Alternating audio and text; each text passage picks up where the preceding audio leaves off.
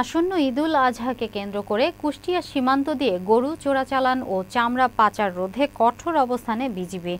দেশীয় খামারিদের স্বার্থ সংরক্ষণ ও বাজার স্থিতিশীল রাখতে সীমান্তে গরু চোরাচালান ও চামড়া পাচার রোধে বিজিবি কুষ্টিয়া ব্যাটালিয়নের পক্ষ থেকে কুষ্টিয়া দৌলতপুর সীমান্তে অতিরিক্ত টহল, অস্থায়ী চেকপোস্ট, গোয়েন্দা নজরদারি ও বিশেষ অপারেশন চালু করা হয়েছে।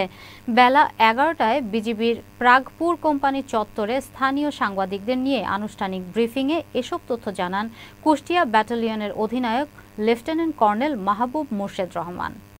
আসন্ন ঈদুল আজহা উপলক্ষে আমাদের সীমান্তের নিরাপত্তা, গবাদি পশু চোরাচালান ও কুরবানির চামড়া পাচার প্রতিরোধে আমাদের বিজিবির যে সতর্ক অবস্থা এবং কার্যক্রম সেই সম্পর্কে আমরা আলোকপাত করব।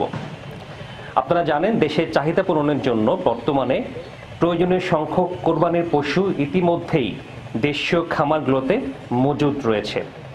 সরকারিভাবে মৎস্য ও প্রাণী সম্পদ মন্ত্রণালয়ের তথ্য অনুযায়ী এই বছর প্রায় 1 কোটি পশুর চাহিদা রয়েছে। তার মধ্যে প্রায় 2 কোটি গবাদি পশু ইতিমধ্যেই যোগান রয়েছে, অর্থাৎ চাহিদার চেয়েও আমাদের যোগান বেশি।